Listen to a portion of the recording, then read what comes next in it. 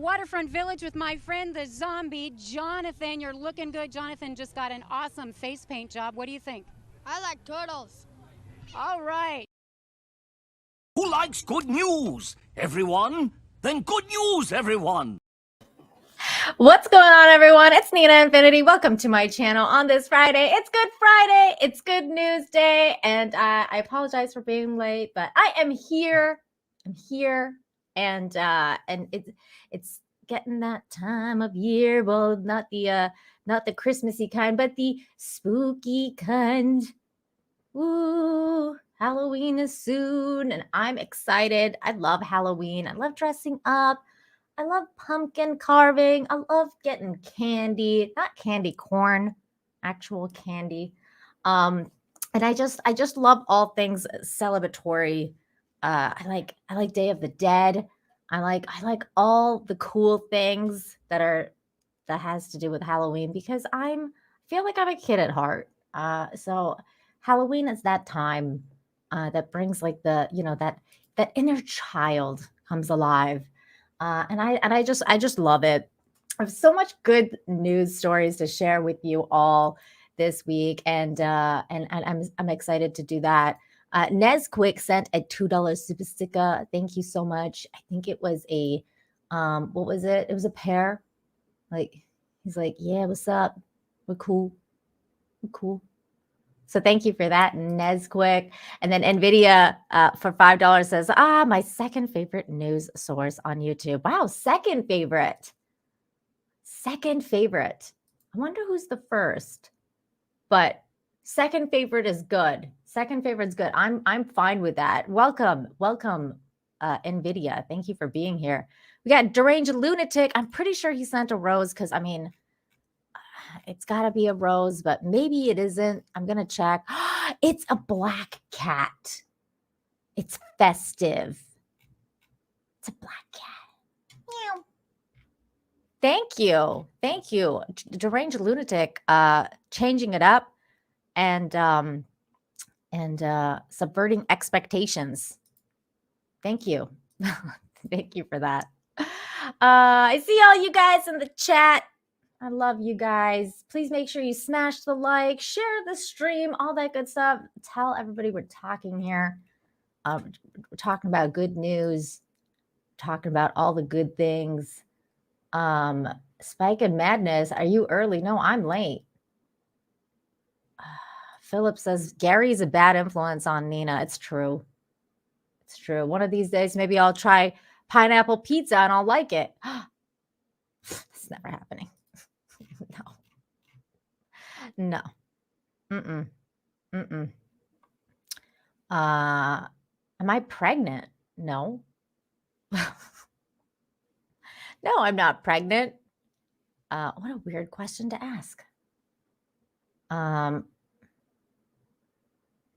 love you guys. You know what? Infinite Hope chat is one of the best chats ever. I really like you guys. Oh, you said you were like.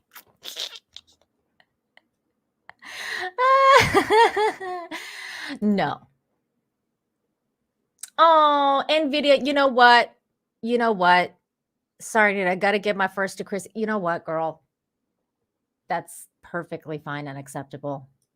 I'm very happy to be second to Chrissy Mayer. I'm totally fine with that. Totally fine with that. Okay. Let's get this show on the road because I have a lot of stories to tell you. Today, there's no archaeology news because there's so much other stuff I wanted to share. So we're going to start with something grisly. And actually, it is kind of really grisly because there was a freaking grizzly bear attack. College wrestler jumps on grizzly's back to save his friend during attack. Now, that's scary. That's what like the scary stuff life is made of. This is no joke, but they survived because they were hunting together and they stuck together and they defeated a grizzly bear and were able to get away, not unscathed, as you can see in the photos, but they survived. Two college wrestlers, they were wrestlers too, man, survived a grizzly bear attack in Wyoming while hunting over the weekend. They stuck together to fight the bear off and lived to tell the tale. That's the key point there, right? I mean, they stuck together. You can't leave a man behind. The incident occurred on Saturday in Cody, Wyoming, when the two men encountered a bear at close range while they were in heavy cover antler hunting west of the Bobcat Holyhan trailhead on the what are these words on the words are hard. Shoshone National Forest. I said it. I said it. The Wyoming Game and Fish Department said in a press release. Kendall Cummings said he jumped on the grizzly to try and get him off his friend, Bradley Lowry.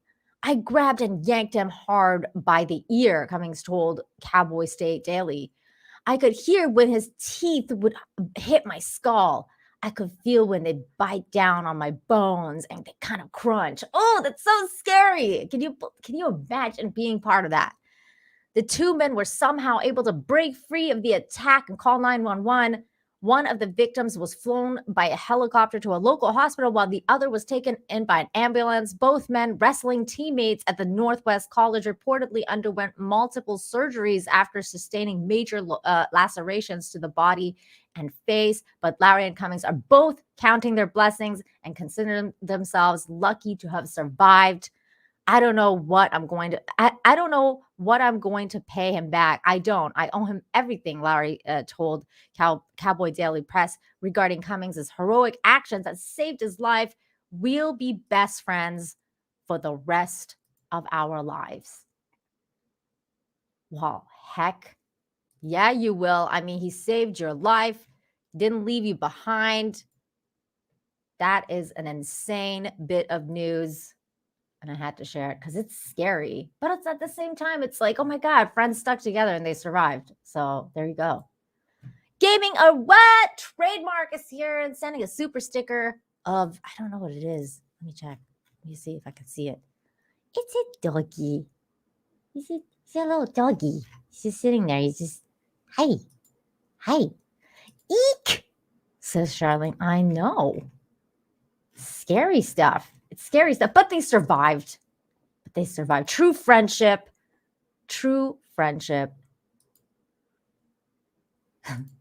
It sounds unbearable.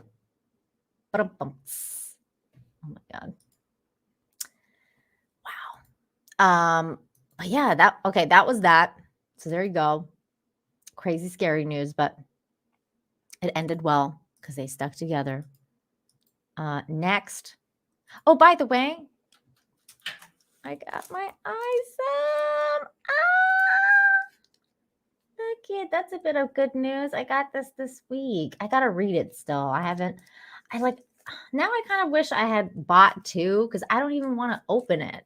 I'm like, it's so pretty. Like, I don't want to. Look at it signed. Look at it. It's so pretty. Oh, I love it. You can screenshot this if you want. So nice. So pretty. I'm getting into them comics.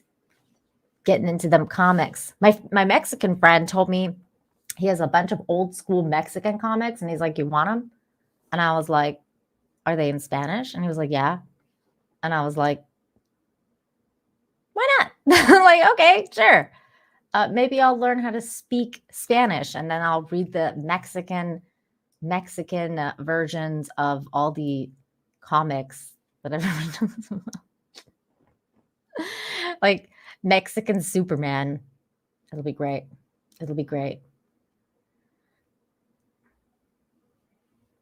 Wait, what?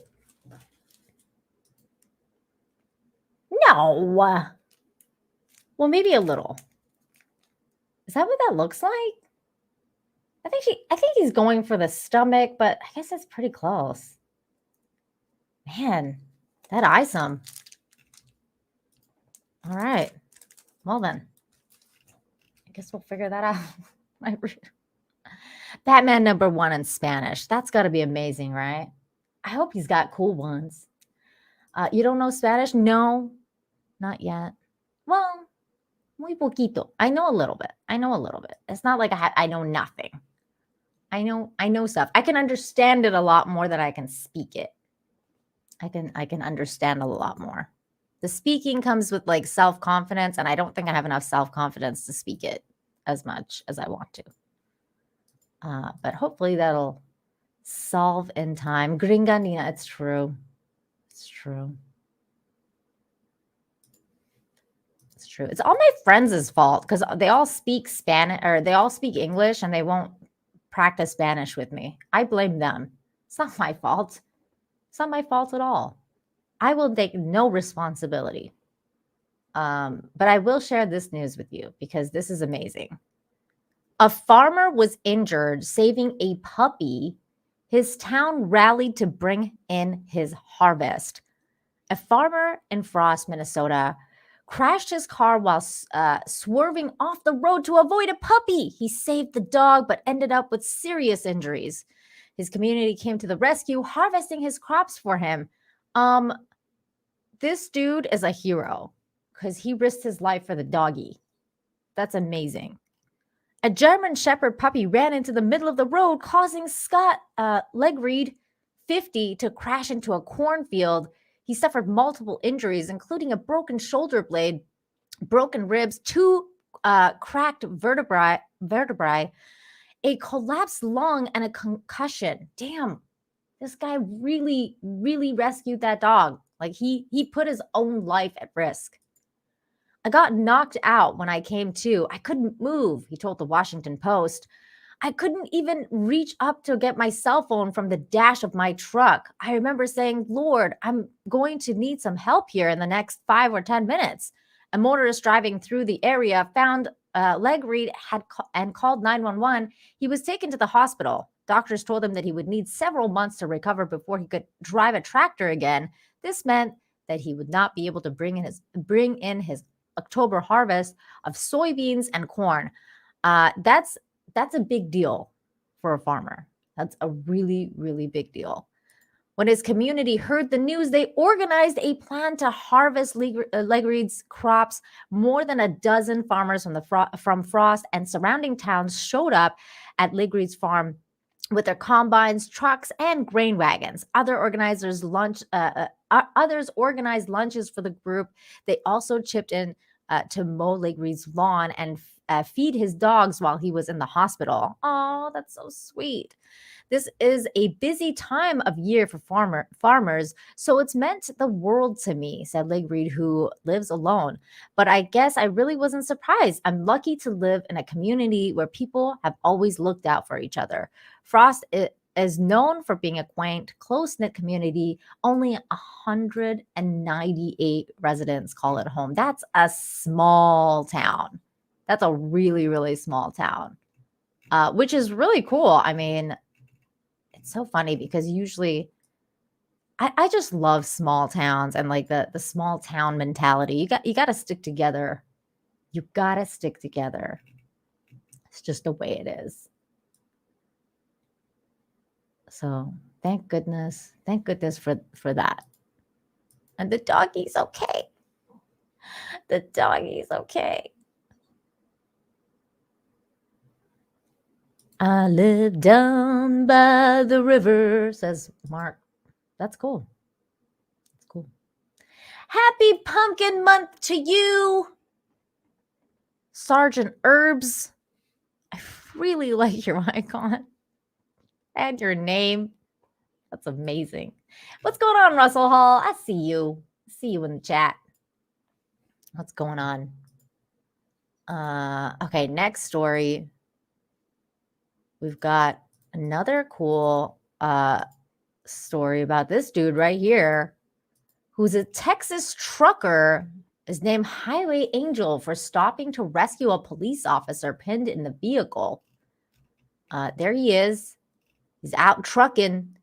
Truck driver Gary Wilburn was named Highway Angel for offering aid to an injured Arkansas state trooper who was pinned inside his vehicle after a serious crash. Did I say that right? Arkansas? Our Kansas? It's Arkansas, isn't it? God damn it. I said Arkansas again. I'm like used to saying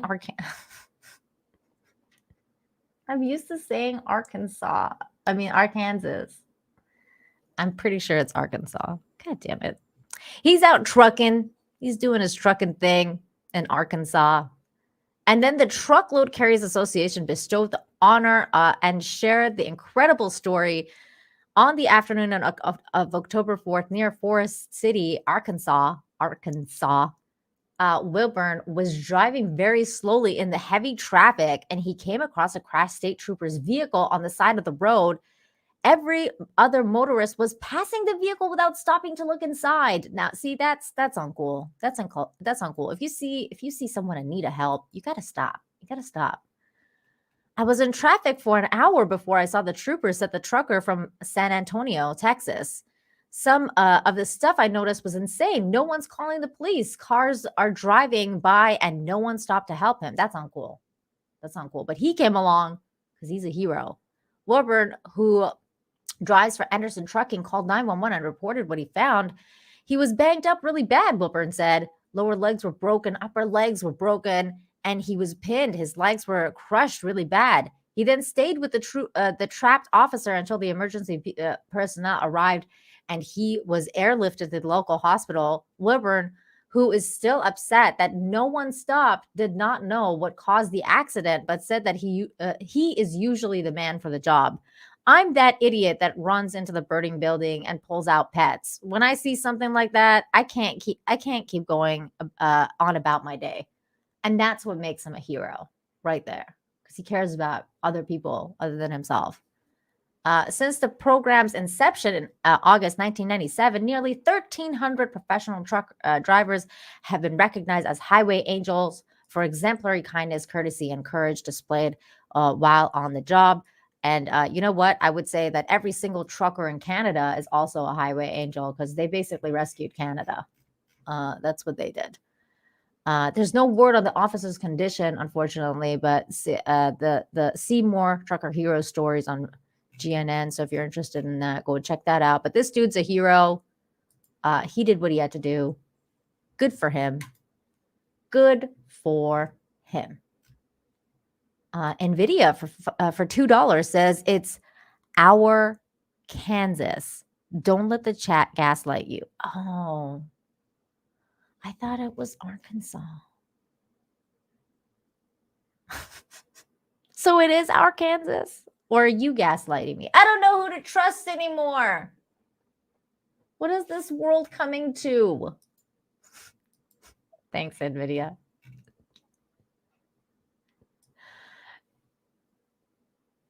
People are laughing in the chat at my pronunciation of Arkansas/Arkansas, whatever the heck it's called.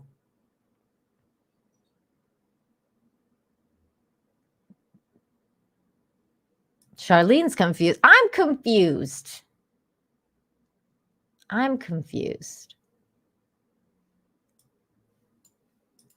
Trust yourself. Trust in yourself. That's good. That's a good message. Okay, I will trust in myself. No, it's Arkansas. Arkansas. Oh my God. Just call it Alabama. They're all the same.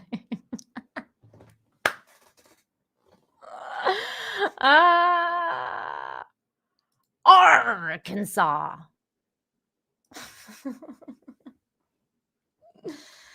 Oh, that's funny. That's funny. Okay, speaking of little angels, though, here's one. Here's one. He's a little angel, kind-hearted boy, used his birthday money to start a food bank in his garden shed. There he is. He's a little angel. A kind-hearted 11-year-old boy used his own birthday money to launch a food bank service, which he runs from his garden shed. Isaac Winfield fills bags of groceries which have been donated and hands them out to the needy around his hometown.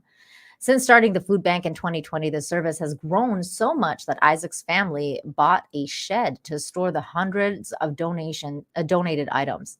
Well-wishers can now donate food or ask for supplies by contacting the schoolboy via his Friends of Isaac Food Bank Facebook page.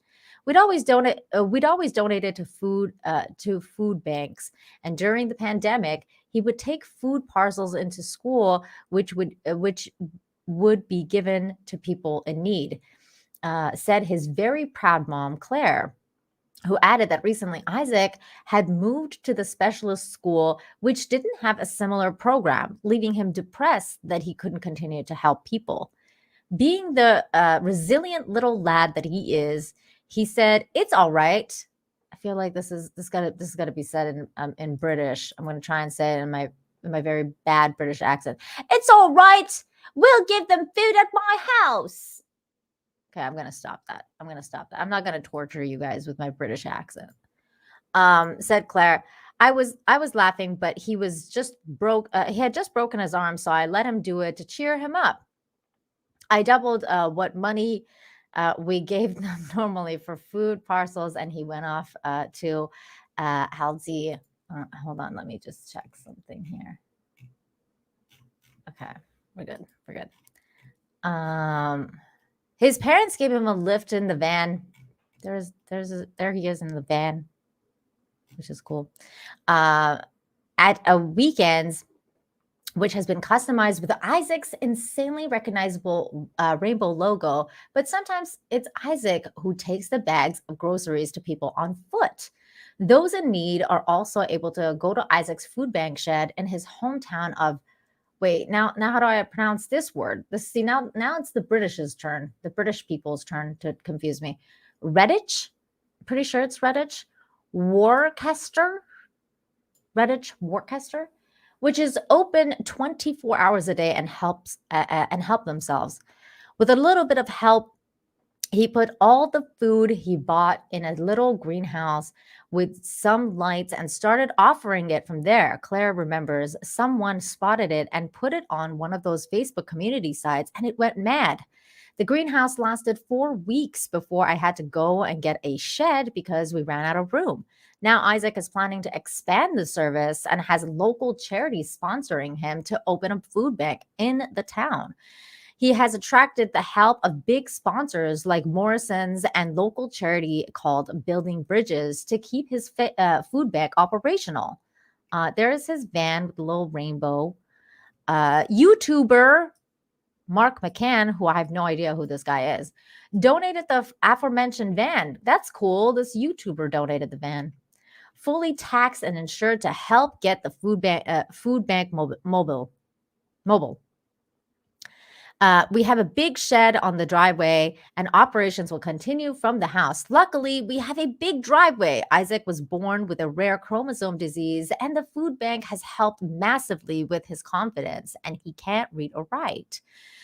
For his 11th birthday, he just wanted food bank donations, and the shed was absolutely rammed, said Claire. He just wanted to get as many donations as possible to help as many people as he can. Isaac has now been nominated for a local business award and hopes to open his second food bank in town next month. Well, this little boy is doing God's work, and bless his heart. And honestly, this is amazing, right? I mean, this kid, he's just a good person. And you can tell that his families are good people, and they raised him right. They raised him right. Good for him. Good for him.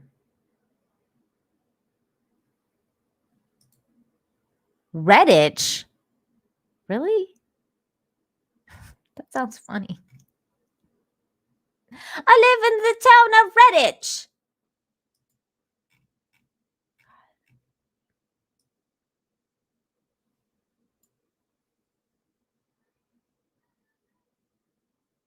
Aw, he is a very good kid.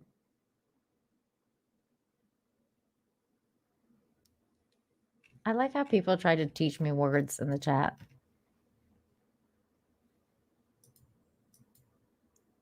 All right, next story. This story is pretty crazy, but thankfully there's a video and I don't have to read. Now I get to sip my coffee as you listen to this story of a pregnant firefighter who rescued a woman trapped in a car, then gave birth on the same day. This is pretty incredible. And you know what else? You know what else is incredible? That this is on today. You don't usually see MSM covering good news. And here we are. Maybe something is happening. Maybe there's a butterfly effect happening, and mainstream news is picking up more and more good news because I keep seeing it. I'm seeing it more and more, which is a good thing in my book. This is a good thing. So here we go. Let's have a listen to this story, which is kind of incredible. Here we go. So good. Okay, a mother's love knows no bounds. One woman in Maryland is being hailed as the ultimate example of that devotion. Pregnant and involved in a wreck, 9 months pregnant, she ignored her own needs and rushed to the side of a crash victim, only to give birth soon after. Dang. A heroic story this morning. Megan Warfield went from caring for a crash victim to giving birth all in the span of 24 hours. Look at the baby. Last week, Warfield and her mother were driving home from her late father's annual memorial golf tournament in Baltimore County when they ended up in a multi-vehicle crash. Dang. A car in front of them flipped over, trapping the driver Look at that inside. That's when Warfield, 9 months pregnant, but also a firefighter by trade, jumped into action without hesitation. She's a hero. Holding on to the injured woman and keeping her calm, Warfield waited by her side Aw. until more help arrived. I arrived at location and I saw Megan on the ground. My first thoughts as her chief officer was, "You're on a maternity leave. You should not be here." But then her own labor pains began. What the- She was rushed to Johns Hopkins What are Hospital you in doing Baltimore, here? You're on where maternity just leave. hours later, baby Charlotte was welcomed into the Oh, world, look at the healthy baby. and with a hero as a mom. So when she wants to excel and she wants to do good for others, she steps right up and does it. And this was a prime example of something like that. Okay, here's a bonus. That amazing firefighter, new mom, Megan Warfield, is here. Megan, morning. good morning. Good morning. Okay, 10 days ago, you got to take us back for a second. You're 9 months pregnant. There's a crash that happens and you're jumping into action. Yeah. Did you think for a moment in that Heroes moment, work. like, wait a minute, I don't think I can do this right now? No, it was a wild Monday Yeah. to start. Aw. I mean, you were in the accident yourself. Yes. You remember the impact. That's Yeah, so we got crazy. hit a couple different times. The crazy part is that she was, oh, that's a terrible pause. I'm sorry, lady. That she was in the accident herself. And they were okay, thankfully. But man, that's crazy. Like to be 9 months pregnant and be in an accident. And once everything kind of just calmed down, I looked at my mom, made sure she was okay. Kind of did a once over. I was all right. And told my mom, like, shut the car off, pull the brake, and I got to get out and see what's going on. So I got out and kind of stopped some traffic, and I thought like that was going to be really extent. Then the car was overturned. So I realized that there was someone trapped inside. So I went over and I started to like crawl in, and then I realized like, good Lord, you're 9 months pregnant. Like, Oh my God. Usually won't let what you are go you in doing? there. Yeah, She's got like a giant I kinda belly. backed out. I had someone call, 911, Like, kind of just held her in place because I couldn't really tell what type of injury she had or like how stuck she was. So kind of just held her in place, reassured her, and waited for the additional resources to get And when there. she was getting cared for, then you realized, wait a second. I think something's happening to me right now. Yeah. Oh my so God. When I guess the adrenaline kind of started to chill out, I think I'm going into started to labor. like shake and Mhm. started to get some abdominal cramping. And my boyfriend said, I think we should definitely get. Let's just point out when help arrived, your boyfriend, also a firefighter, was one of the responding people to the scene. And someone said to him, "Did you know Megan's here? She was in this accident?" That's he was, insane. Like this responding from story home gets as crazier and crazier. Volunteers as well. That's what we do. The pager goes off, and it was right up the road from our home. So he responded, and he's a paramedic. So he immediately hopped in the medic to see what they needed. Well, And then when someone mentioned, you got your Here's crew Josh here. now. There's Come on Ellie and in. Jameson. Oh, look at 6 the and 5, baby. and new baby Charlotte, CJ, and Josh. So Josh, help us pick up the story from here. You see Megan, she's been in an accident. She's responding to the scene. And then you noticed, wait a minute, are you okay? Yeah, I mean, I was a little thrown at first. The call had just came out that there was a motor vehicle accident with rescue. And when arriving, they pulled me into the first medic unit, asked for some assistance. What a crazy Somebody else story. jumped in and said, "Hey, did you check on Megan? She was in the accident also." So I had my way over there, and she was standing there talking to some of the guys that had performed the extrication at that time off of the squad from our station 21. And we were talking, and I was like, "You all right?" She's like, "Yeah." And she was shaking a little bit. And my general concern when I heard was, wow, she's in an accident and she's pregnant and due, in the next week or so. That would be insane. We, I'd went be ahead so and, scared. Got a medic to also check her out, which at point we agreed that she should go and get checked out at the hospital. Yeah. And how long after Go to the that did hospital. you give birth? 23 hours. 24 hours later. And here comes little Charlotte. Oh my God, what a crazy birth Wow, story. she was a little bit early. Yeah. So maybe this nudged her a little bit. Yeah. You A think little. so? Yeah. Just a Can you tad. imagine the story you're going to Just a tell little her bit. when she gets older? She Have you probably thought- won't believe it. She'll be like, "Wait, Mom, are you kidding me?" I know, right? Like Wow. that Well, story. she is super sweet. Guys, Thank you. Ellie and Jameson, do you like your new little sister? Yes. What does she do Aw. mostly? Lays around on the couch. Yeah. She's around on drinks the a lot couch of milk with and useless sleeps a lot too. Yeah. Jameson, do you love her? Yeah. Are you proud of your Aw. mommy and daddy? Yeah, they're here. Wow, you're amazing. Thank you. I just cannot believe what you did. That little boy- that just shows you when cute. your instinct kicks in who Then you my are. stepdad. Yes. Exactly. Yes, he is. We met everybody. my It's a stepdad? sweet family. Yeah. So are you going to take some time off now? I mean, what's happening? Yeah. You were on maternity leave, right? No, I was actually still working just Okay. on administrative down the Fire Rescue Academy. So Well, we're just gonna relax. it's a beautiful story. That's crazy. Congratulations on everything. Thank Little you. Charlotte is, by the way, that's one beautiful child.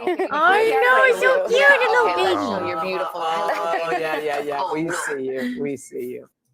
Great news. That was awesome.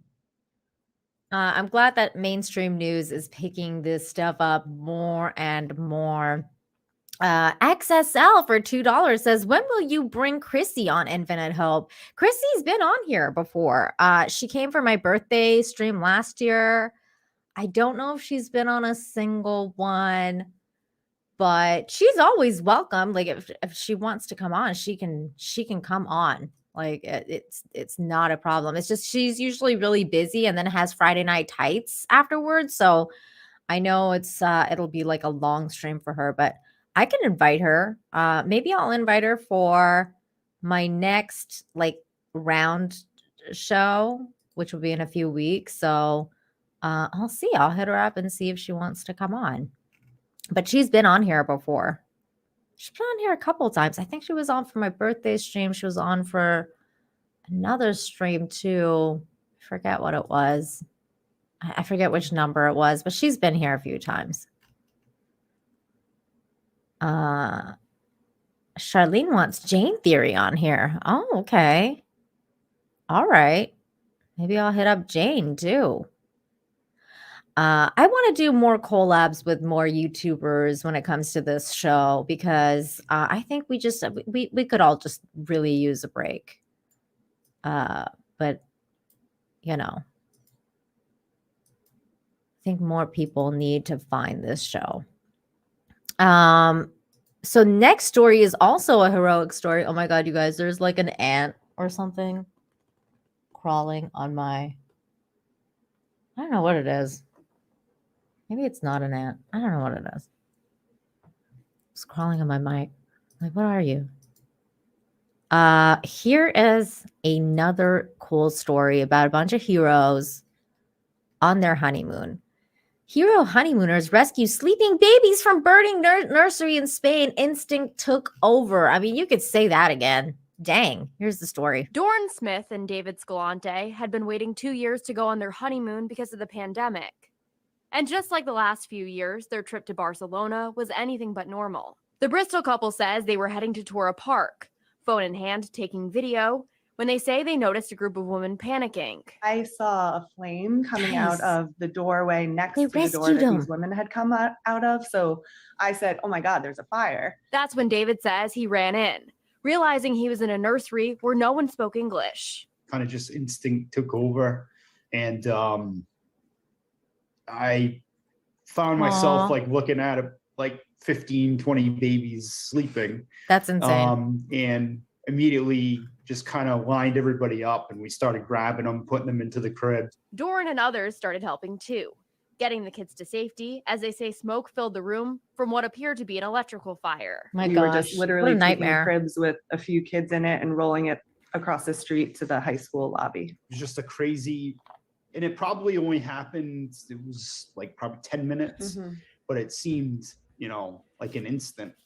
But yeah, it turned out to be okay, The couple says They once made the it. situation was under control and fire crews arrived, they continued walking to their tour like it was a normal day. Only it wasn't. And they had a heroic tale to tell back home. It was wild. No kidding. What a cool story of more people being in the right place at the right time, but also being heroes and actually wanting to do something about the problem. This is so crazy. Now, I'm going to cover one more story before we get into our Halloween stuff, because this is really interesting to me. Bring Ryan on Infinite Hope. Yeah, no, I don't think that he would want to come on here. I don't think that's his jam. I would love it for him to come on, but I don't think this is his jam. Big Raj with the thumbs up super sticker. I don't even have to look at it, Big Raj. You're amazing. Thank you. John says there's no hope for Ryan. There's hope for everybody, but I just don't think this is his jam. If he does come on here, he would have to get like extremely drunk, because that's when like his inner kindness comes out. So he would have to be like just schmammered, like Ryan Kinnell schmammered on Infinite Hope. That could be something, because then he'll be like all like, yeah, I love puppies, okay, women are all right. Like, you know what I mean?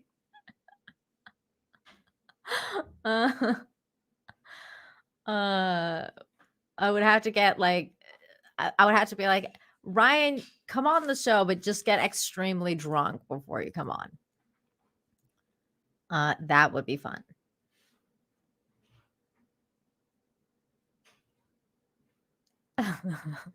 You guys are funny in the chat. Let me see here. What did I miss anything? No, we're good. Hey, what's going on, Agent One? Good to see you. Okay, so this is the crazy story. Now, I usually I'm kind of down on the whole, doctors and stuff like that because of what happened with COVID and everything like that. I think a lot of us are, but I'm never going to stop loving advancement of science and medicine. I'm never going to stop caring about advancement of actual science and medicine. And this to me is an actually really, really, really, really cool story. The story is kind of incredible. It says patient plays his saxophone throughout 9-hour brain surgery to remove tumor. A patient at Paideia International Hospital in Rome, Italy, underwent a 9-hour brain operation while playing the saxophone. The team of surgeons led by Dr. Christian Brogna, international expert in complex tumor surgery and awake surgery, completely removed the brain tumor without compromising the patient's neurological functions. The doctor said his 35-year-old patient, who has been identified only as CZ, played the theme song from the 1970s movie Love Story and the Italian national anthem at various times throughout the surgery. CZ had told the medical team that preserving his musical ability was essential to him. It was also very useful to the surgeon because his patient playing the sax during surgery allowed Brogna to map different functions of the brain as he operated. That's fascinating.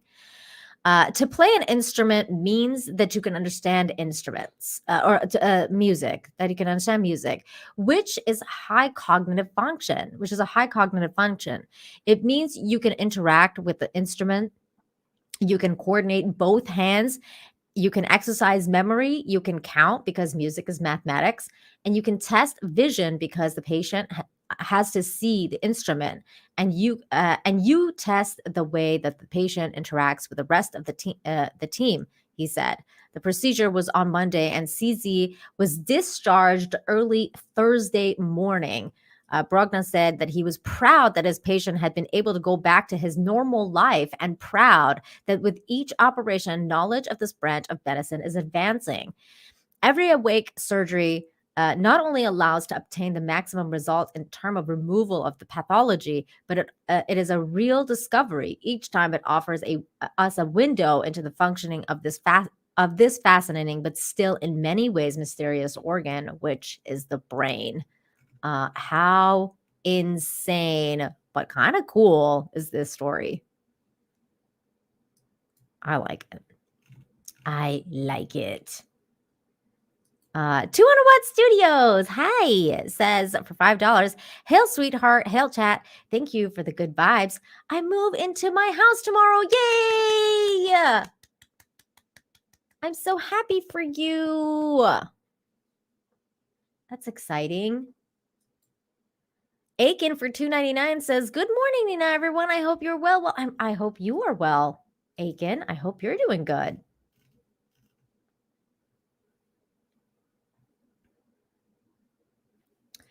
You need to be able to see the instrument. Sounds like someone who doesn't play the instrument. Well, you do for the sax.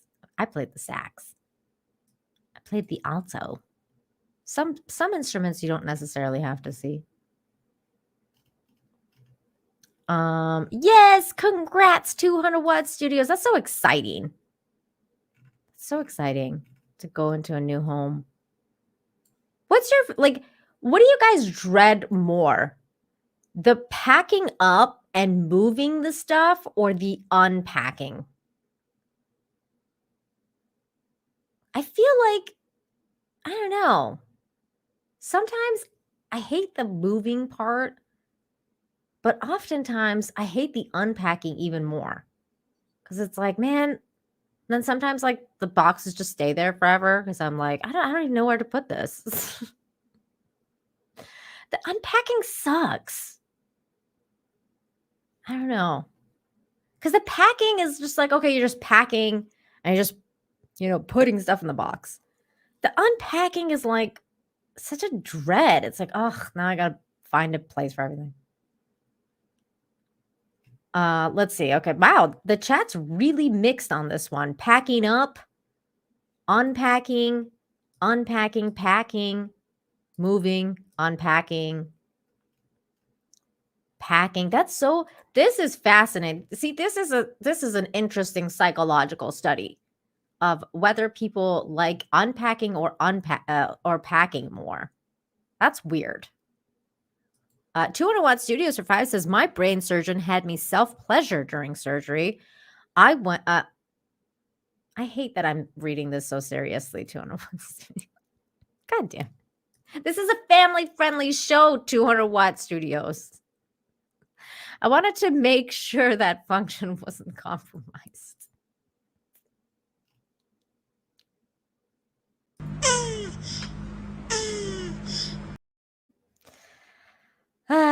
God bless you. Yamashi Renchi, thank you so much for the 5. Says 100% the unpacking is the worst. I can pack at the house in a few days. Unpacking 10 years later, I still have boxes sitting unopened in the garage. You and me both, dude. You and me both. I feel this. I feel this. I think unpacking is worse for me because I can pack like nobody's business. I used to work, as a merchandiser, so I'm very good at Tetris. I'm very good at packing, but the unpacking, I'm just forget this. Freaking done. People are laughing at 200 Watt Studios, ruining this family-friendly show.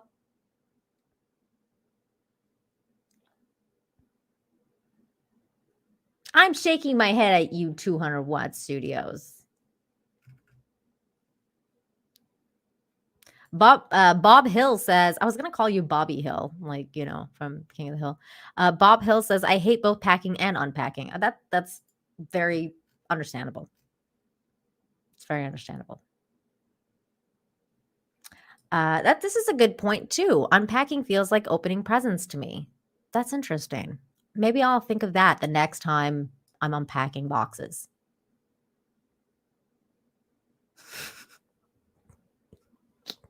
Russell Hall. Nina packing the boxes like Cecil's packing fudge. That's funny. Cecil's skinny now. Well, he's not skinny. He's like muscular. He's been working out. Don't worry, 200 Watt Studios. I'm just joshing you. Okay. Here is the highlight story. I really like this story. I think this is really cool. Extremely cool. This is the Pumpkin House in West Virginia. It displays 3,000 jack-o'-lanterns every year. Every year, this Victorian home in a small town in West Virginia displays 3,000 carved pumpkins during Halloween season. It's actually mad. Like, it's so cool. This is one of those cool stories that you hear about, like, you know, during Christmas when people like make like giant Christmas displays. This dude does it for Halloween, and I think this is freaking amazing. Hey, Legal Vices is here. What's going on, bud? Good to see you. But yeah, so this story is really cool. We're gonna watch a little documentary that's about this, but I'm going to kind of give you the lowdown that it all started 30 years ago when Rick Griffin, the former mayor of Canova, decided to carve a pumpkin for each of the 3,000 residents living in the town. Ever since, it's known as the Pumpkin House. We're gonna watch the documentary because it was really, really cool.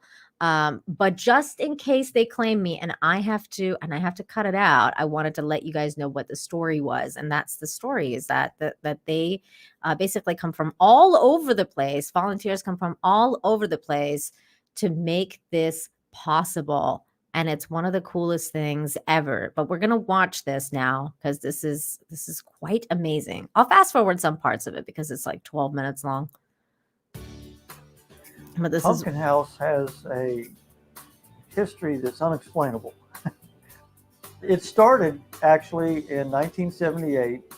I carved 4 pumpkins for myself, my wife, and wow, it then started 2 in children. 1978.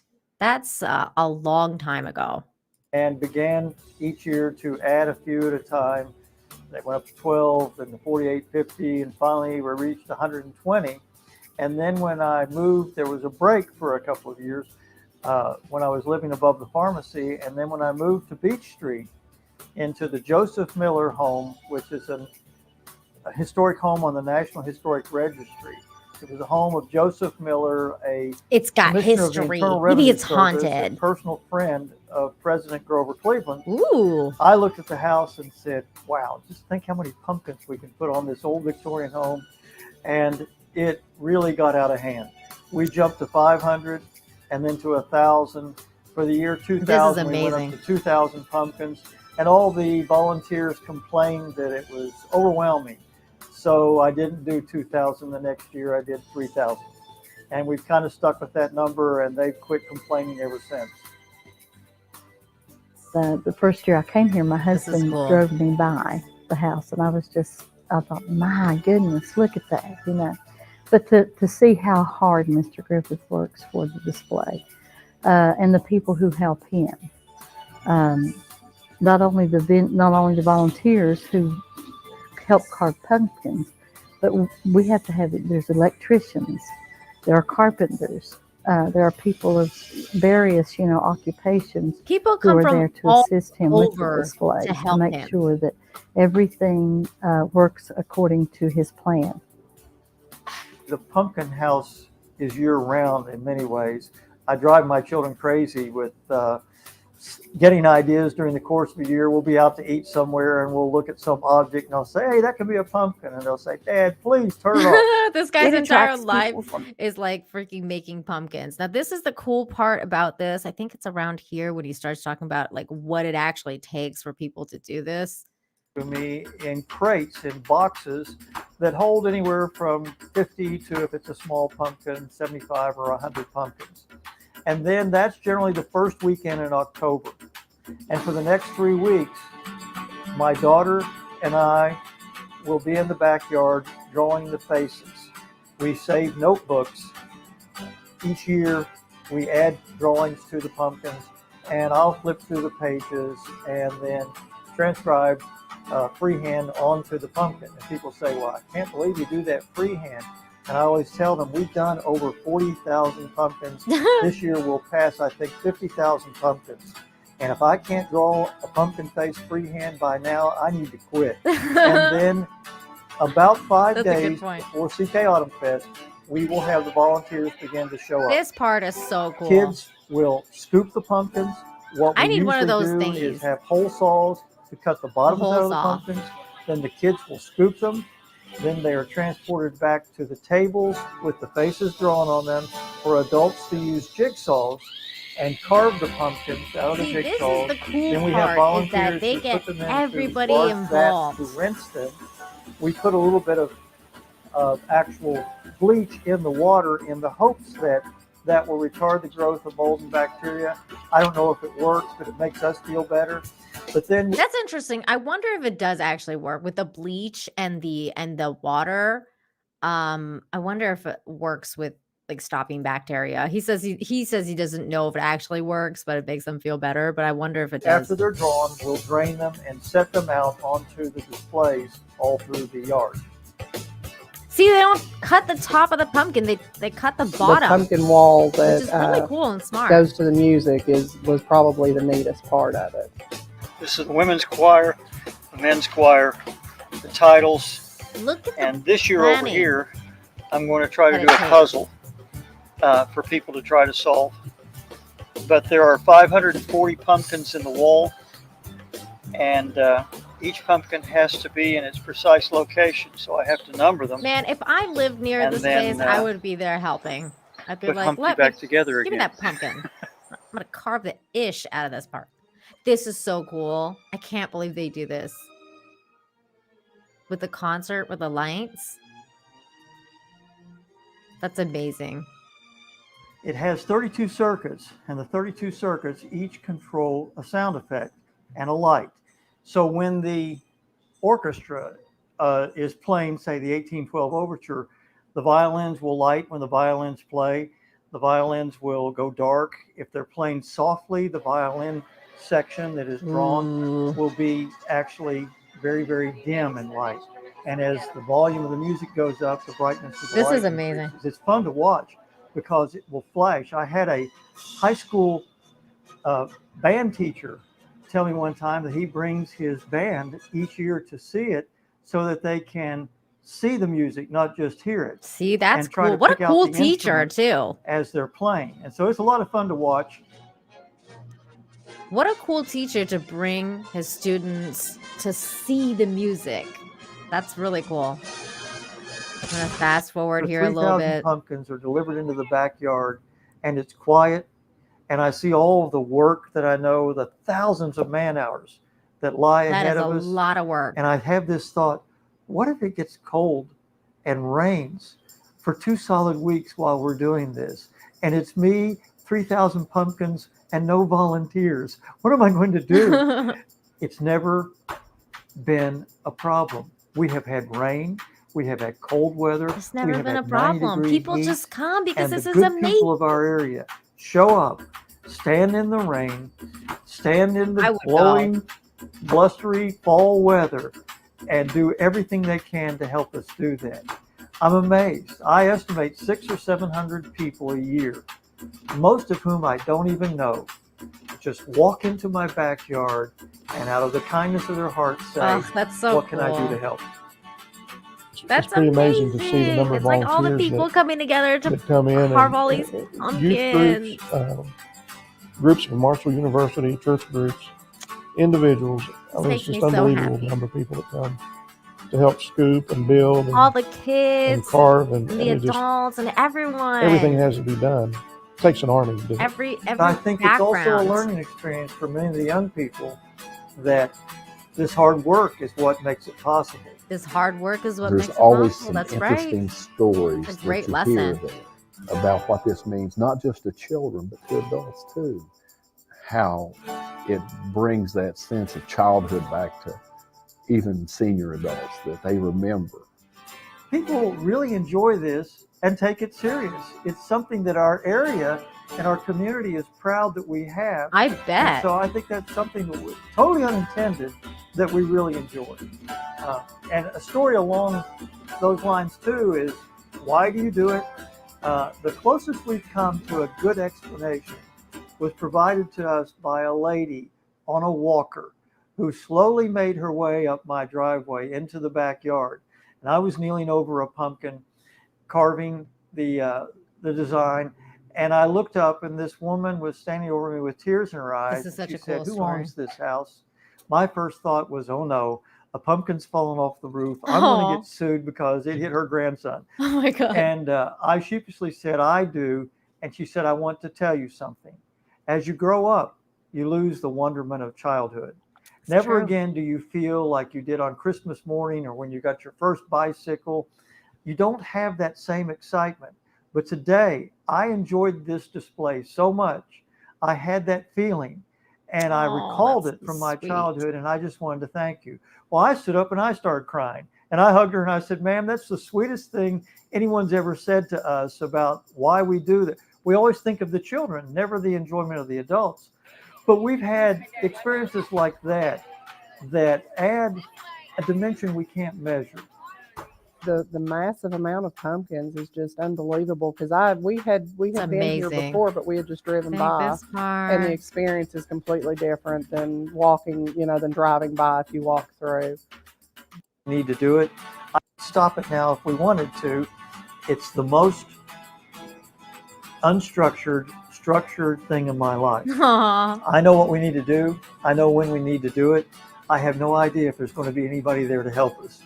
The You most can come to the pumpkin unstructured, house, scoop, structured things carve, in my life. That's such a cool rinse, thing to say. remove pumpkins to your heart's delight. We need volunteers, and we need volunteers because They it need is overwhelming. volunteers. But it is also a wonderful experience of friendship, fun, jokes, and a lot of questions of why are we doing this? So we would love to have any volunteers we could get. Out of Hey, this crazy, if you guys live a lot of nearby, love, a lot of joy has been go check it generated. out. And the good people of CK Autumn Fest have expanded that into a dimension that we couldn't even have ooh, look at the begun to Day of the imagine. Dead pumpkin. That's nice. I think it's turned out to be a really good draw, and again, it's free.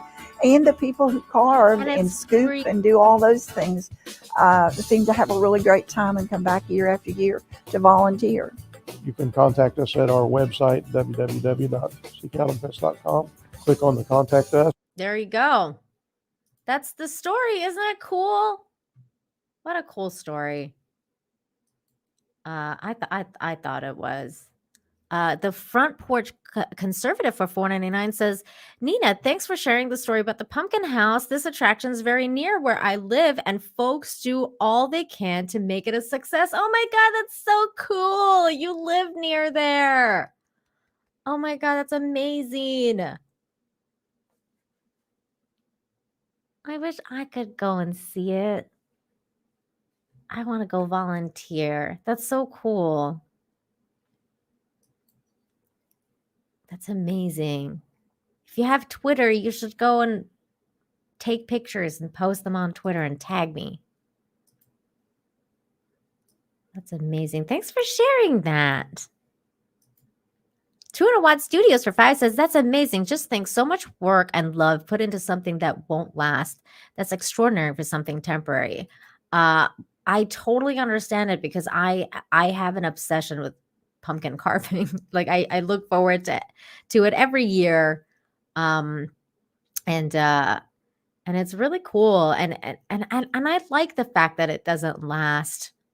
It's just it's a weird form of art, really, because it's just, I don't know, it's just momentary, like you said, and it's really cool.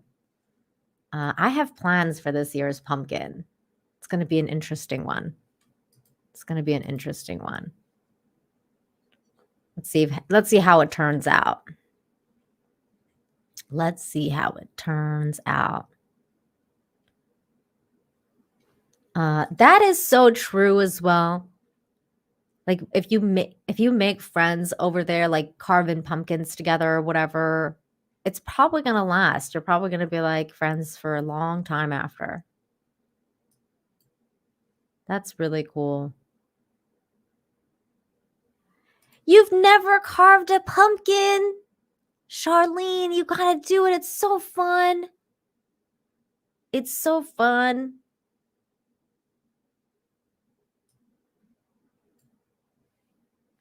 Can I share the link of the video? Yes, absolutely. Here is the link to the video. In fact, I would love it if you guys went on there and, watched it, commented on it. Let them know that, Infinite Hope talked about it and sent you there. Let me grab that link. That's a really good idea. Because I thought this little documentary was really sweet. Here is the link to the documentary, Pumpkin House. Pumpkin House. There it is.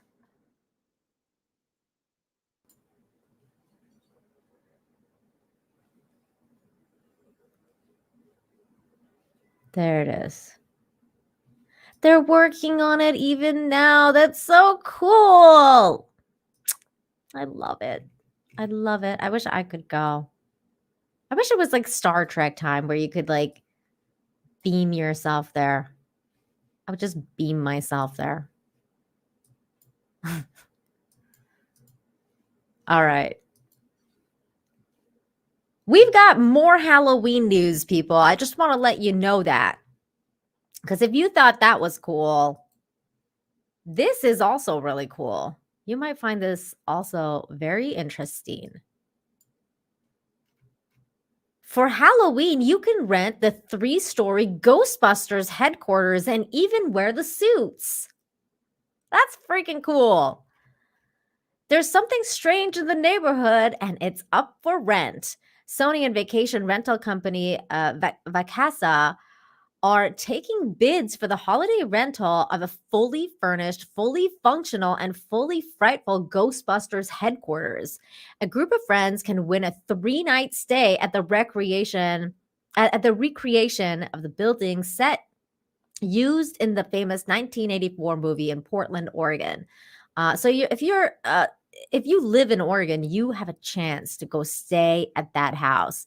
The private 2-bedroom, 3-story firehouse built in the early 1900s includes all the comforts of home with a full kitchen, multiple living quarters, and endless Ghostbusters features, including a scientist-approved ghost containment system and a dark room where guests can develop and analyze photos of the scourge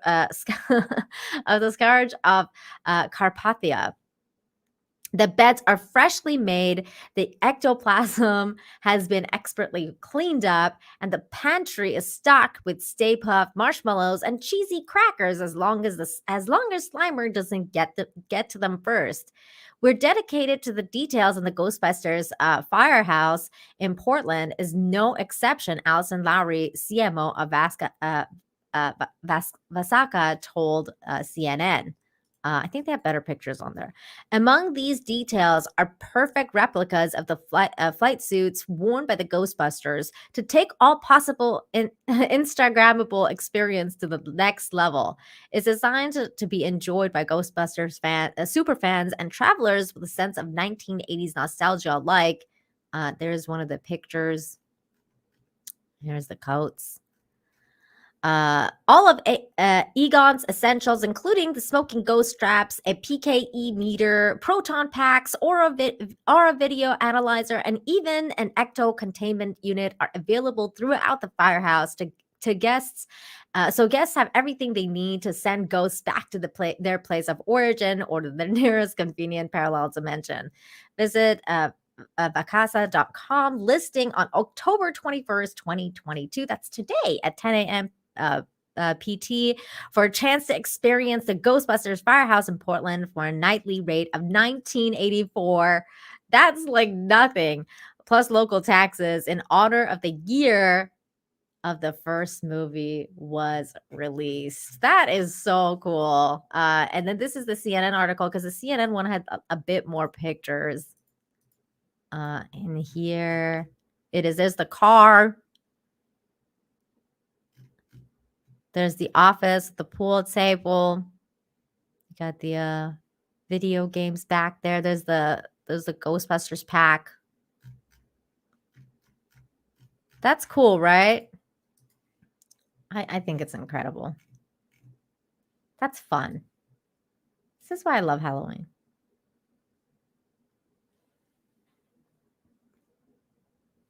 Yeah, I agree. I hope just a plain family wins it, or like a bunch of friends or something, you know?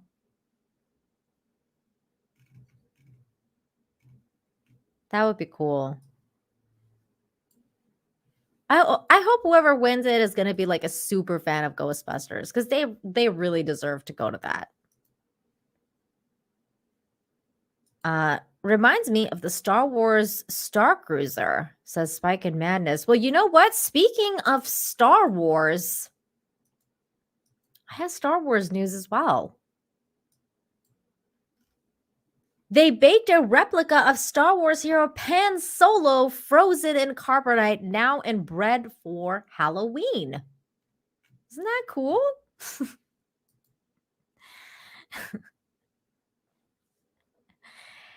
It's Han Solo.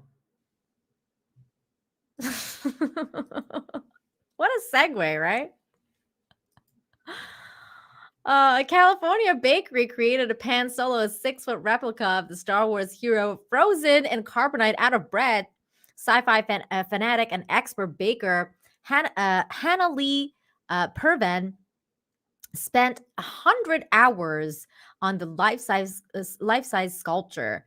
The head chef and co-owner of the One House Bakery in Benicia, California, grew up watching Star Wars with her mom, Catherine, who also worked on the sculpture. Hannah Lee's father, Peter, helped make what doubled as a tasty homage to the famous spaceborne Rogue and a Halloween project by going out and getting supplies the two ladies needed. They spent months making the model from flour, water, and sugar, creating each feature and then baking them one by one. We start with a rough idea, and then me and my mom just jump in and start making and baking things and seeing if they work, said Hannah Lee. Sometimes we get it in the first try, and others we have to bake multiple times. We had many reference photos, and we were obsessed over the smallest details in them. That's amazing. Look at this. Look at this. They really made it work.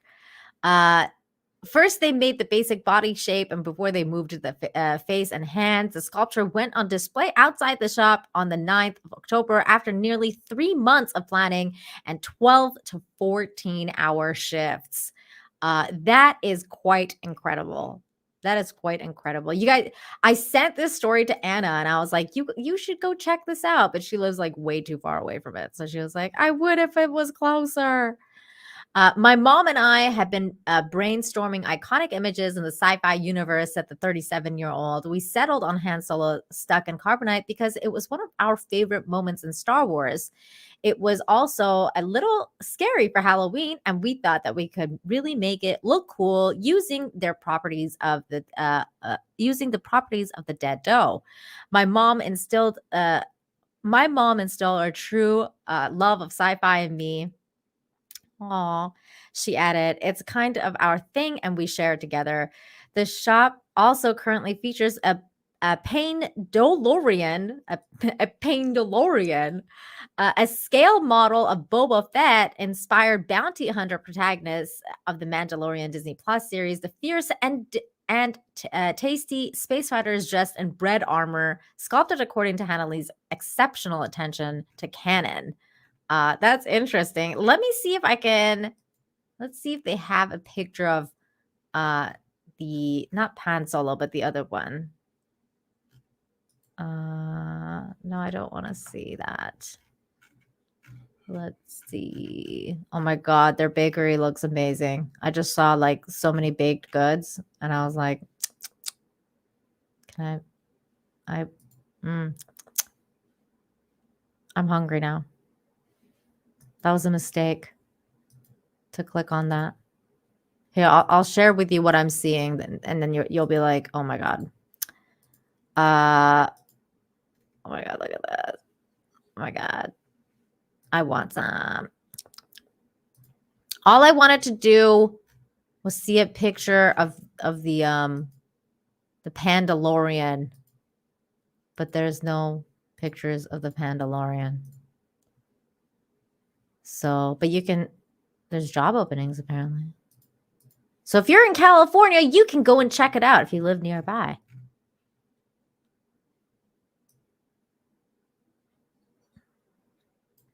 Oh, breaded. This is very breaded though. This is very, very breaded. Because it's made out of bread. All right. So that was basically the Halloween portion of the show. Now we're going to start winding down with some interesting, other. Oh, no, wait, there was one more. There was one more Halloween one. Here it is. This is funny. Says Amazon delivery driver gets spooked by home's Halloween decorations. We're just going to watch it because it's freaking funny. Oh, but it's viral hog. They're totally going to claim this, but you know what? Who cares? Enjoy it now because it's probably going to be gotten rid of after this. Here we go. I hate that viral hog name.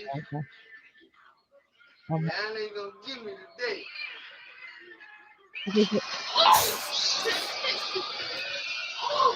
He was like, y'all not gonna get me today. And then this thing got him. Oh my God! Oh my God!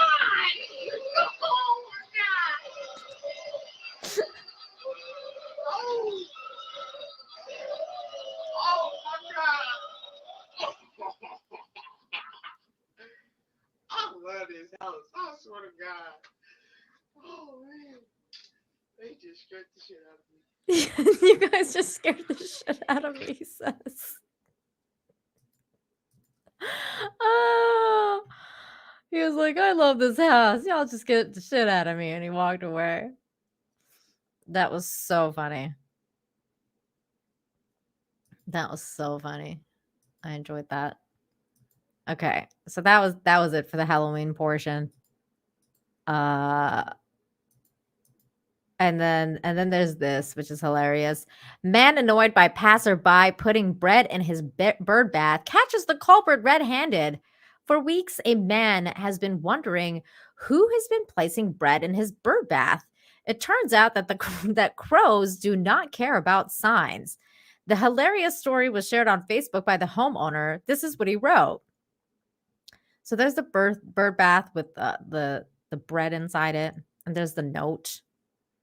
It says, for several weeks now, I've become more and more annoyed with a passerby putting bread in our bird bath, even after I had attached a polite note to it saying that the bread not be put in it. Well, yesterday I caught the culprit red-handed. there's the crow. The crow is like, here's some bread for your bird bath. There's the note. I witnessed this bad boy strut across the lawn with a bread roll in his mouth. He flew onto the edge of the bird bath and deposited the bread roll into the water. I was certainly outsmarted by this crow and his mate. I don't know who his supplier is, but maybe if I find out, I could ask them to change the brand of bread, as the crusts must be way too hard for these beauties. Laughing emojis. That's hilarious because basically, like, the bread is just like way too, like, it's too hard of a bread. So like the crow is The girl was like, I need this bread to be moist, damn it. Let me soften this bread for myself. God, birds are hilarious. Crows are too smart.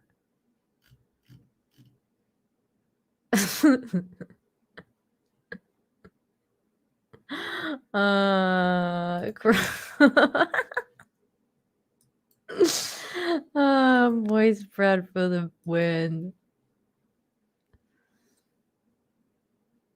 It's true. They wanted it soggy. Oh, that's funny. That cracked me up. You know what else cracked me up? This story and this photo. So it says man shares a photo of his legs that looks amputated when it's not. Do you guys see this? It says, why did my brain take so long to figure out this picture? The photo was posted to a confusing perspective forum by the man in the photo who said, didn't know my leg had been amputated. Do you see the picture? Let me zoom in. I don't know if you guys could see it better like this. But it's a confusing angle. Because at first glance, I definitely thought that his leg was amputated. But it's not. I don't know if you can see it.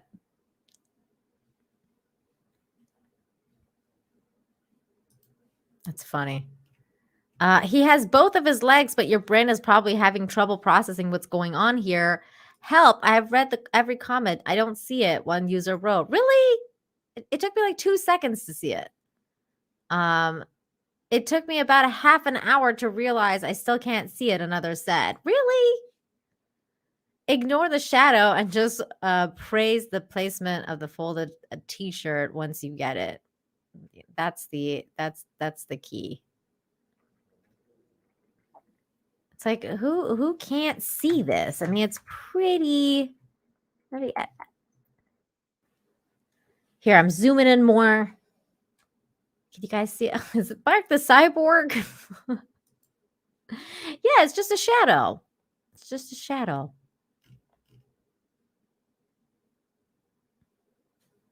This is no Magic Eye poster. I know, right? Like the first time I saw it, it was like a blink, like for blink of an eye, and I was like, "Ooh, that guy has a amputated leg." And then I was like, "Wait a minute, he has way too many toes." Because I saw the toe here, and I was like, "What the hell?" And then I realized it was just a shadow.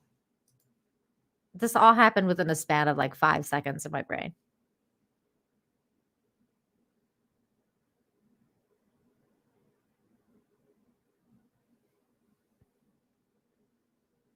That's true, Aiken. So there you go. That was that. Okay, now this is hilarious. I gotta say, I laughed a lot. I laughed pretty hard at this. I don't know why. It just cracked me up. I think grandma burns are funny. I think mom burns and grandma burns are the funniest things. Especially grandma burns. So this story says, this grandma has a ranking board where she ranks her 10 grandkids. And that's hilarious to me. So this is like a TikTok video that went viral. So this is my grandma's ranking board. She has a wooden board where she ranks the 10 grandchildren from 1 to 10. All of our faces are on magnets. I'm number 4. This is the highest I've ever been. I did just get 2 new tattoos though, so I'm a bit nervous about what that's going to do for my ranking. What do you think of my new tattoos, Danny? This is what I think of your new tattoo.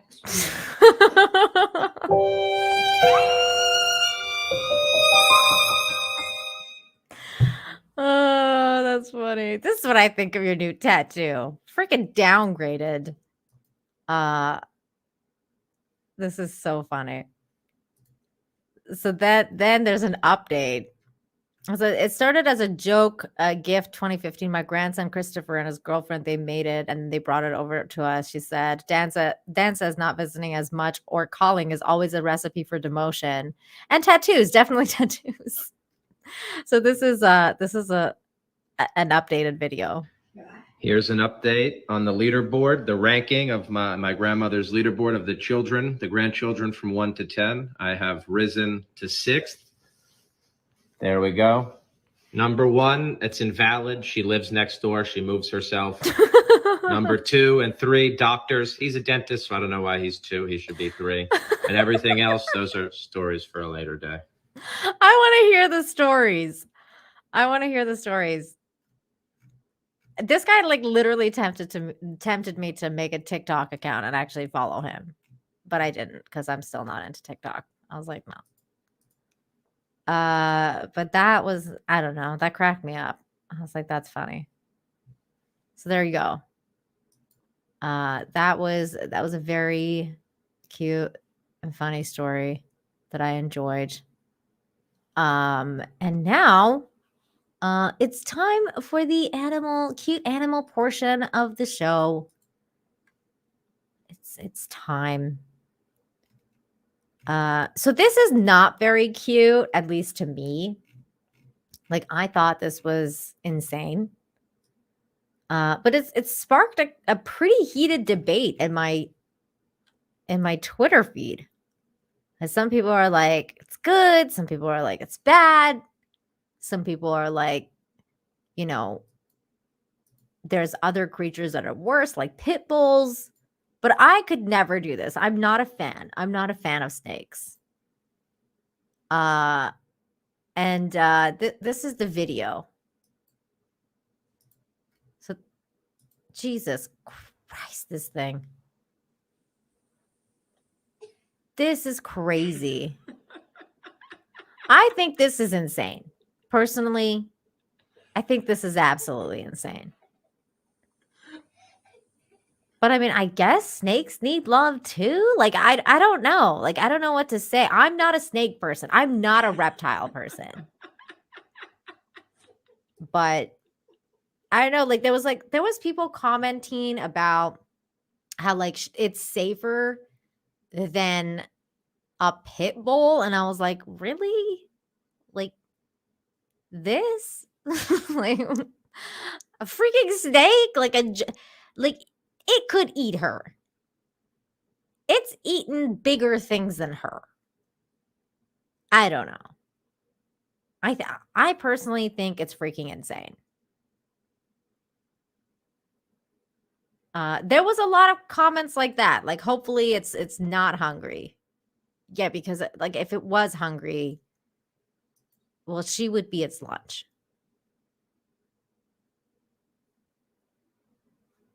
But yeah, it sparked a debate in my Twitter feed because I was like, ugh. Well, I just said that, you know, it's gotten my anxiety going because I was like my anxiety was through the roof when I watched that video the first time. I was like, ah. I'm not a snake person.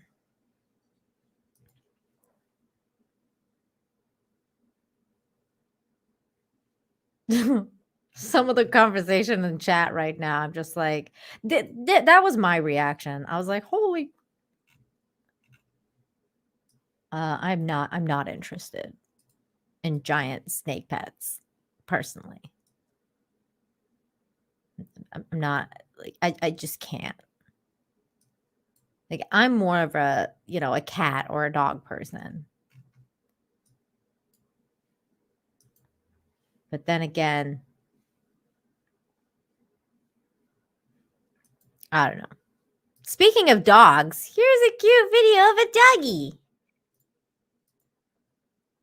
It says, when this good boy gets his food, he pushes his teddy bear close to make sure he eats it first. Oh, he's a big, kind doggy. Well, not a big kind. Actually, he's tiny doggy. Tiny, good doggy. Oh, no, can't listen to music. But look, it's making its teddy bear eat the food first. Oh, it's so cute. He's like, you eat first. He's so cute. He's like, I will give you the food first. Don't worry.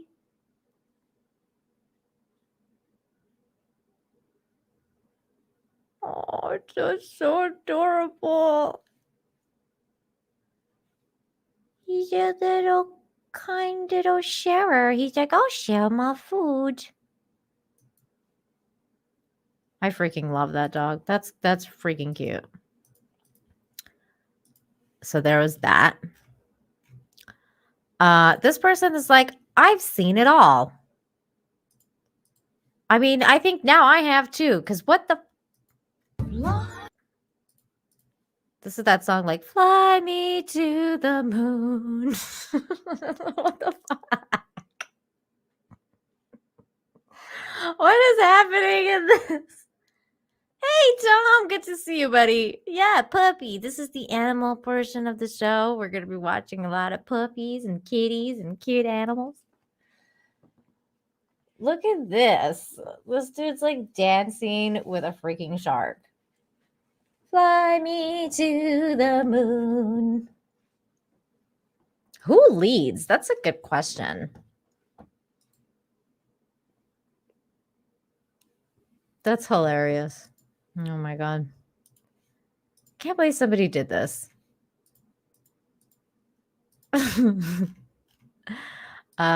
Let's see. There's another one. Okay, this is cute. Also kind of Halloween related because people do this. When doggies get Halloween costumes to dress up as other species. Like this bear dog. Hi, bear dog. You're so cute. Aw. Little bear dogs. Oh, wait, why did you do that?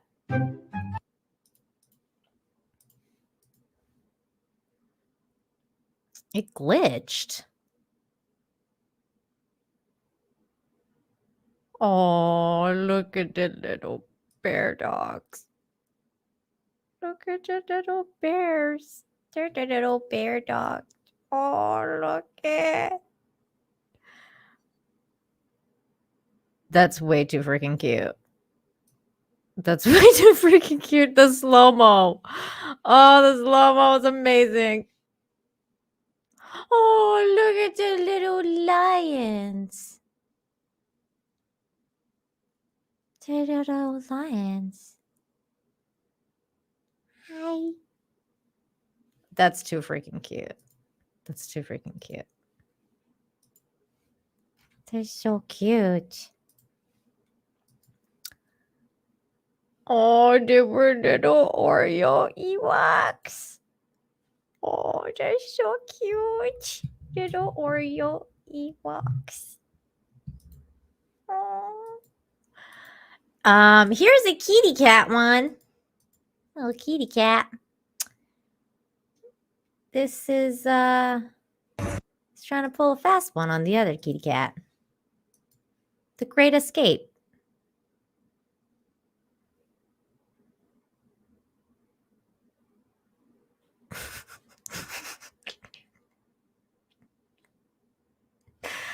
This cat is like just looking at this hole, and this cat's like, MFR, I ain't coming out of that one. I'm gonna just leave now. I like how he's doing it so slow. Like he's like, you're not gonna hear me. This is not like I'm not, no. Literally like the cat burglar, like just, you know, taking those like really, really silent steps. It's the flanking maneuver. Nice and quiet. Little cat burglar. So there's that. That was funny. Let me see. I have more. What is this thing? Oh, no, that's terrible for right now. That is not what I want. This is cute. This is about a plant. It's called A Story of an Acorn.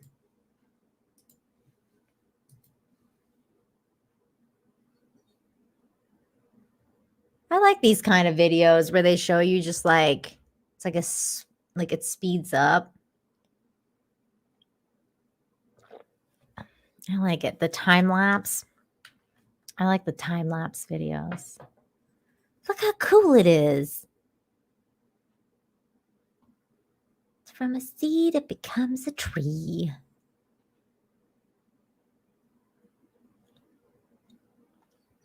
Oh, it's so cool.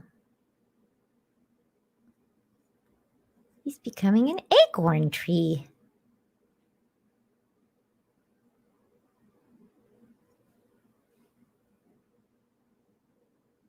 Aw, so pretty, right? I love that. I love these kind of videos.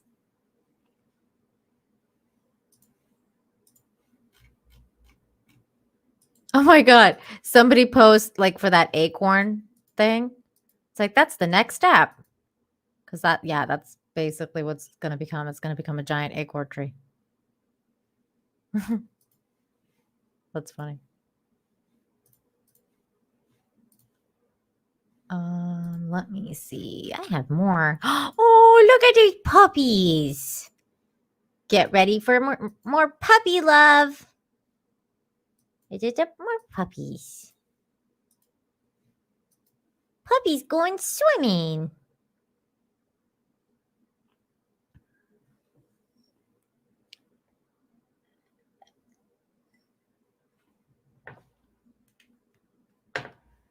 Oh, look at the puppers. He's like, no, go back that way. And they're like, no, we just want to swim. We want to swim. So stop telling us what to do. Oh, there's the mama. The mama was at the end. There's the mama.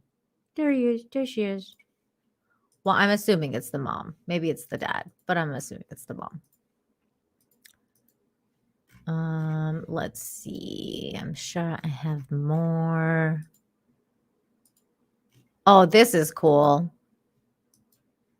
This is not an animal video, but kids are like little animals. But this one is like more intelligent than an adult human. 5-year-old Alberto Cartuccia Singolani performing some Mozart. These child prodigies, man, I tell you.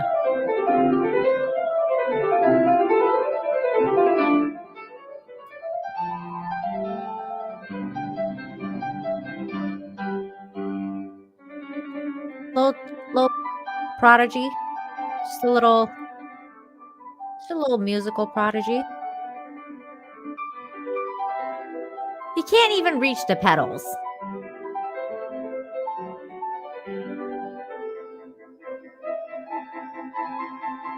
He can't even reach the pedals. He's so cute.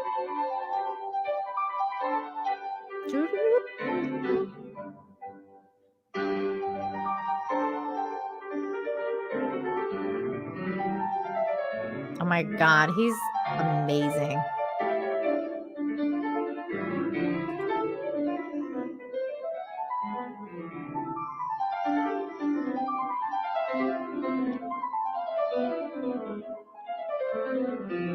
Look at his little fingers.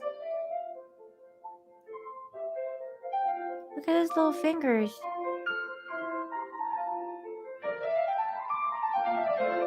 This kid. This is like some next level ish right here. I have a feeling this kid's gonna have no problems getting the ladies.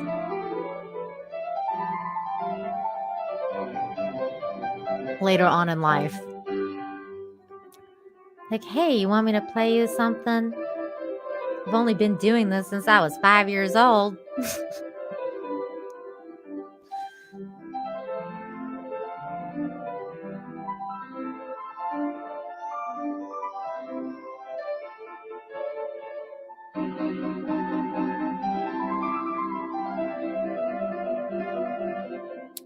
gives me hope to see little kids that are still into this kind of stuff. Yay!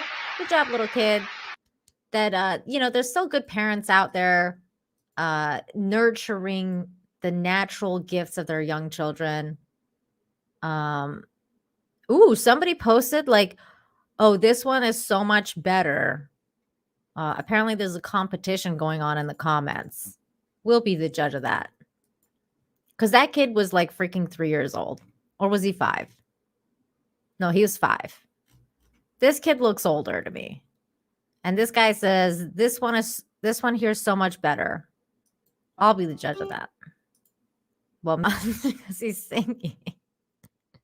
I don't know. What do you guys think? I feel like the other kid, I don't know. I feel like the other kid was better. I mean, come on. He was playing Mozart, for sakes. Are we really even making that a comparison? I don't know. Like, no offense to that kid, but come on. Come on. This is a very sweet comment from Susan Johnson saying, I thank Chrissy Mayer for introducing me to Nina. Well, thank you. And I thank Chrissy Mayer for introducing me to all of you and so many other people. Chrissy's really amazing. She's a really nice woman. People are saying First Kid was better. Yeah, I agree. I mean, the other kid's good too. Don't get me wrong. He's got more talent than I could ever imagine to have, especially for a pianist. But I said pianist. Pianist. For those of you who think you heard something else. I'm looking at you, 200 Watt Studios.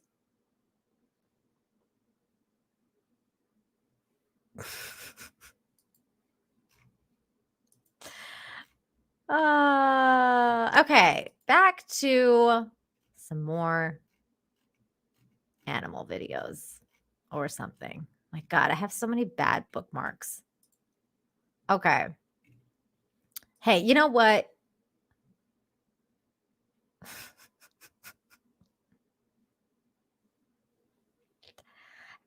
You know what, chat? You know what? This is to you. How dare you? For judging me. You heard what I said. Okay, you know what? Age is just a number, and this guy proves it. Right here.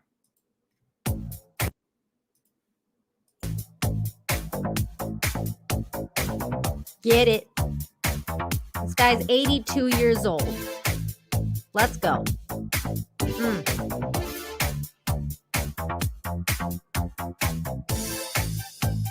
This guy proves that you just gotta dance like no one's watching.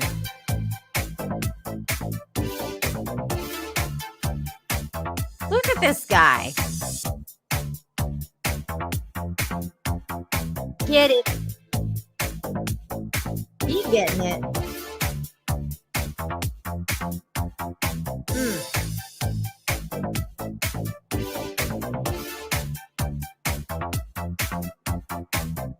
Like that Friday feeling. Get it?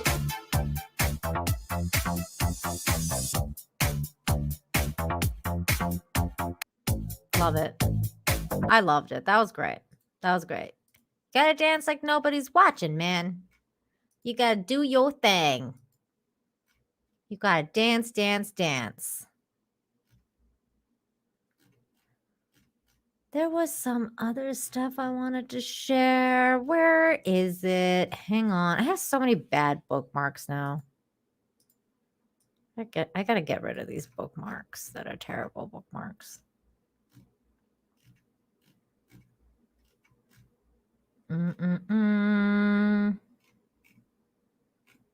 Okay, this is weird and also cool. I'm gonna watch this one. Chinese children are learning synchronization and teamwork. This is kind of weird, but also extremely cool. Here we go. These kids. That's really cute. Why is this cute?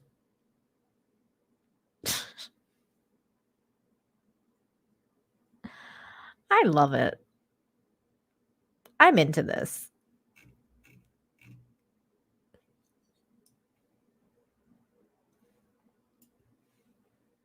Amazing. Amazing. Fantastic stuff. What in the heck is this? Oh, never mind. Hold on. I had more. I had something else. Okay, this is hilarious. This is so cute and funny. F it, close enough. I feel like this is as.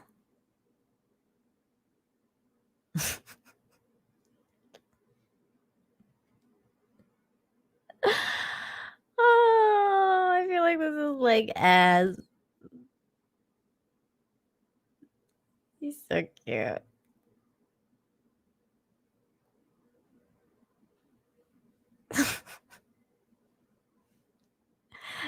Done.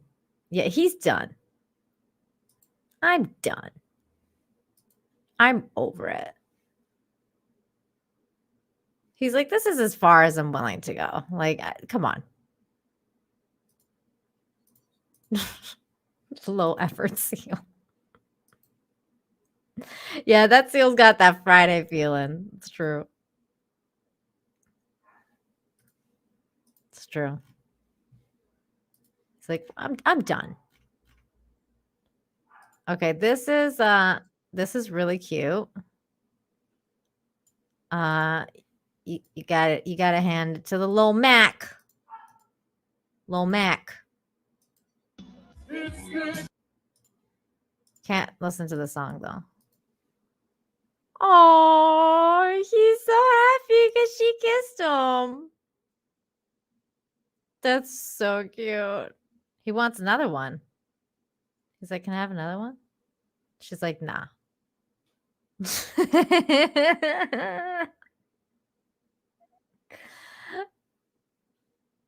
That's amazing. Can I have another one though? Nah. That's enough. That's enough. So he just like crawls away.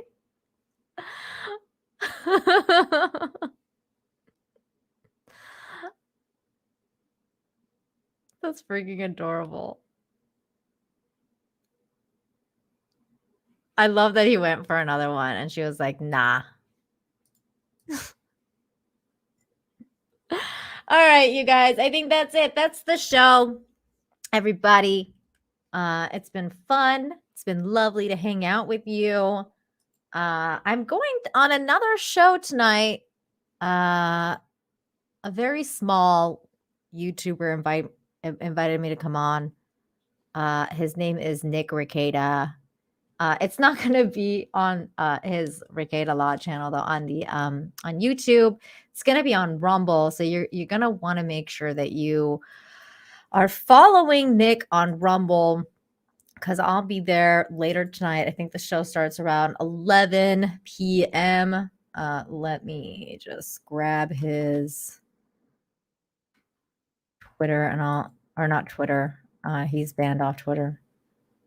This is his channel. I'm going to put it in the chat right now so that you guys can subscribe. Nick's Rumble.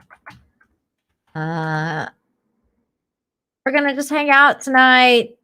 He and I and a bunch of other people. I think Drex is going to be there. So that'll be fun.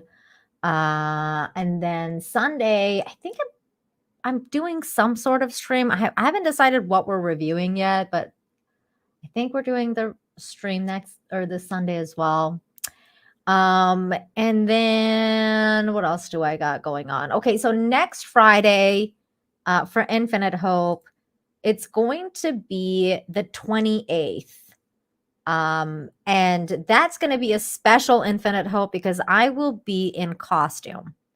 So, you're definitely going to want to check that out because I'll be in costume.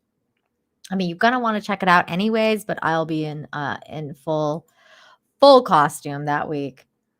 And let's see, what else do I have to tell you before I take off? I think that's pretty much it. I don't remember anything else I have to tell you about. So yeah, follow Nick on Rumble. Come and hang out with us tonight. It's gonna be fun. It's gonna be a chill stream. And yeah. Good stuff. Good things. And yeah, that's it. That's all I got. I love you guys. Thank you everybody for joining the chat today. If you just, talked, great. If you super chatted, thank you. Extra thank you if you became a member. And speaking of memberships, let me double check and make sure I don't have a membership message, which I do. Miko, thank you so much for the membership message. Says, Nina, there's a charity called Hero Laborers. They breed good puppies for service dogs charities to train. Great puppy videos in Texas. Good humans. Oh, thank you, Miko, for letting me know about that. Amazing. That's always good to hear about. I don't think I missed any other member message, so that is it for that. So yeah, you guys are amazing. Thank you everybody for joining me, and I hope you have a really good weekend. Start getting ready for Halloween. I hope you have fun carving pumpkins, watching horror movies, whatever it is that you do. I hope you have a fun time doing it. And getting ready for that special time of the year that is the spooky time of year, the Halloween time of year. It'll be all good stuff. So be sure to be kind to yourselves, be kind to one another, do a good deed if it comes up, see someone in need, give a helping hand, all that good stuff. Be a good human, and I'll see you guys next time. Bye.